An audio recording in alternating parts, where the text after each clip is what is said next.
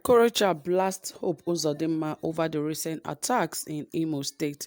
Well, I believe that someone like Okorocha were part of the problems that Imo really had at some point in time or at a point in time, because really he's one of those who have been working really so strong for the administration of Buhari. And whatever is going on in Imo State today is caused by the governors of Imo State, because they have not taken responsibility for the people in the state. Rather, they are going with their party and becoming more interested in their party success than in the state success. That is why a lot of things are happening. And remember that Primate Ayodele actually warned a lot of the Southeast governors that they should be very careful, because more attacks will be unleashed in their regions. So they should be very careful.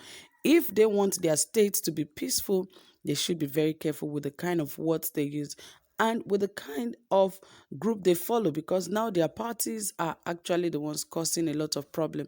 They shouldn't think that government just woke up or ESN is trying to unleash problems or unleash any kind of war in that region. Rather, they should rather think deep and understand where the problem is coming from.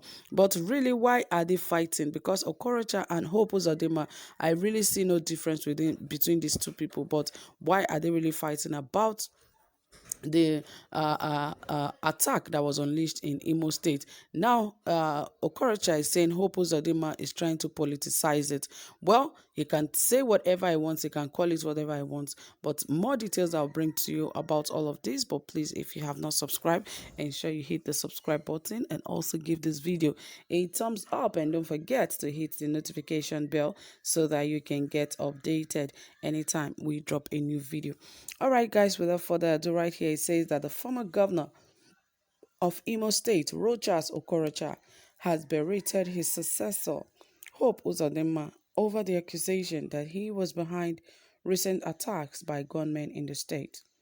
Okorocha spoke with journalists in Jos, Plateau State on Thursday after attending the burial of Felicia Kaneng and after a press conference in Owerri by the Imo State Commissioner for Information, Chief Declan Emelumba, accused him of being behind the attacks.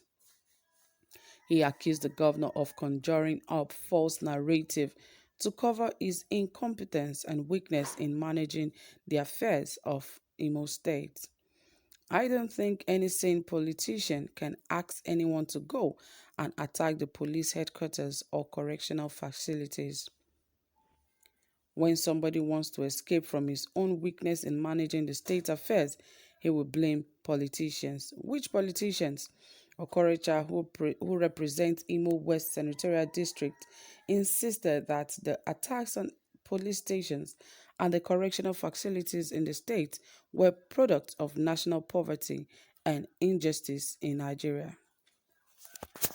Yes, an Imo Commissioner for Information, Declan Emelumba, claimed that the former governor engaged thugs whom he had granted amnesty to unleash violence on the state.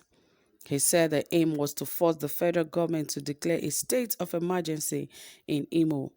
Uzodinma had on Wednesday, while speaking on channels, blamed aggrieved politicians for the attacks, but he did not name anyone. Emelumba said Okorocha sponsored some northern youths who called for the declaration of a state of emergency in Imo barely hours after the attacks. He alleged that the former governor wanted to get back at Hope Uzodinma for insisting on the implementation of the white paper that indicted the senator for alleged looting and banned land grabbing. Recall that the man had gone to court to stop the commission from citing.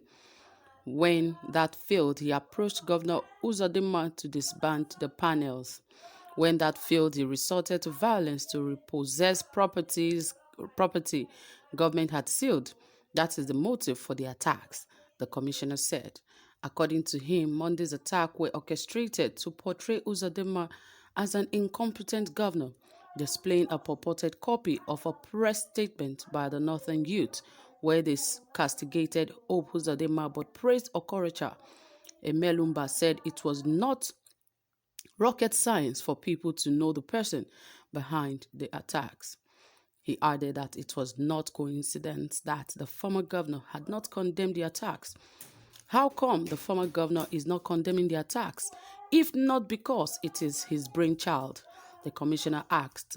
Emelumba said the government had information about how a special advisor to the former governor procured the thugs who invaded Owerri on Monday. Okorocha, who spoke in Jos, the Plateau State capital, he paid a condolence visit to the family of late Mrs. Felicia Kanen Biskanga in Kuru, said instead of Hope Uzodinma to face the challenges of leadership, he preferred to blame politicians. Okorocha urged Uzodinma to consult stakeholders on how to make Imo better rather than being confrontational. According to him, despite the challenges posed by the proscribed indigenous people of Biafra IPOB and other agitators, during his tenure, he was able to keep the state peaceful because he consulted wildly. Okorocha said the recent attacks on the police headquarters and the correctional center in Imo State, the unending herdsman crisis, the banditry, the unending Boko Haram kidnapping, these are all products of poverty and injustice. While I call for peace and understanding, we have a duty as leaders to correct these ugly issues of injustices and poverty which are ravaging the country. During my time as governor, Imo State was very peaceful and these security issues and agitations were on. We applied wisdom in the sense that we talked with traditional rulers, the youth leaders, and made them see reasons.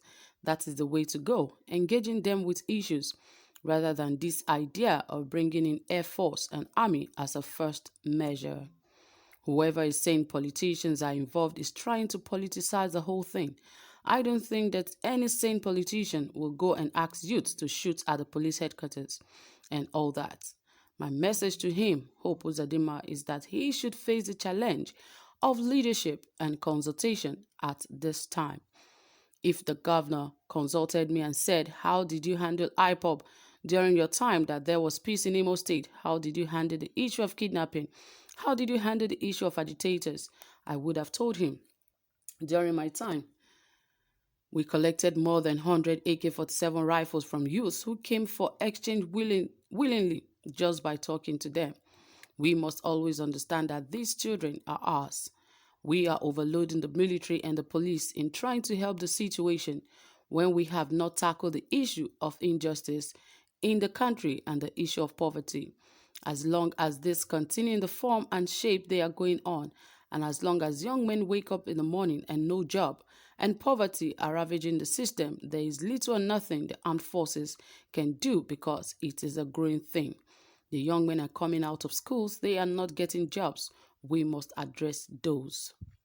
So you can imagine what is going on between Hope Uzodinma and Rochas Okorocha. Well, I believe they should sort this out. It's not about your time in government and his time in government. I think it is better two heads put together as one would make a better city for the whole of Imo State's citizens to actually stay.